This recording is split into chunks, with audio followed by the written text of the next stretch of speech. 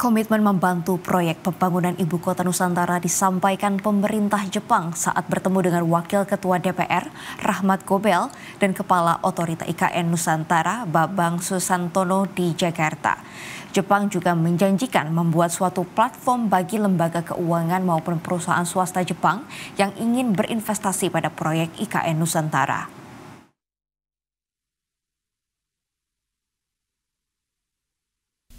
Proyek pembangunan Ibu Kota Nusantara yang saat ini telah berlangsung mendapat dukungan dari pemerintah Jepang.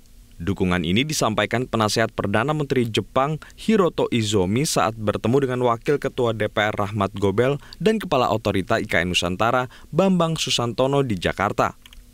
Hiroto Izumi mengatakan Jepang sangat tertarik terlibat dalam pembangunan IKN Nusantara.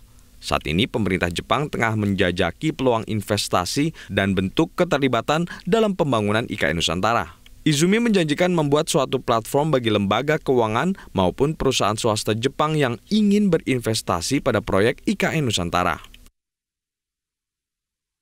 でこれは経団連等のさまざまな機関に属してますが、そういった企業と今日も同席してますけど、そういった企業の活動を支援する JICA、JBIC、ジョイン、JETRO、ネクシー、こういった機関とかですね、プラットフォームを作って、でインドネシア側からの投資機会の情報提供を受けて、そしてまたインドネシア側のさまざまなインセンティブを理解して、いかに日本の企業がヌサンタラの開発に参加するかと、こういうエコシステムを今作ろうとしています。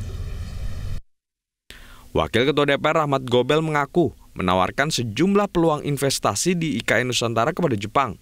Kedatangan penasehat PM Jepang bersama sejumlah pengusaha Jepang ingin menindaklanjuti tawaran investasi di IKN.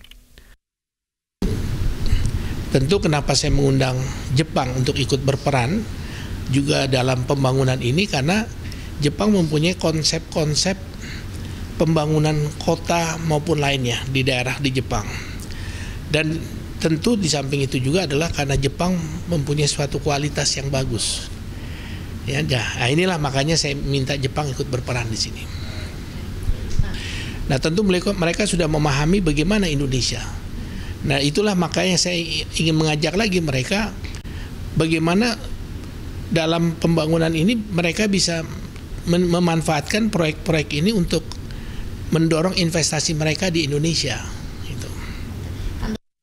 Sementara Kepala Otorita IKN Nusantara Bambang Susantono mengatakan Penasehat Perdana Menteri Jepang bersama delegasi sudah mengunjungi langsung lokasi proyek pembangunan IKN Nusantara.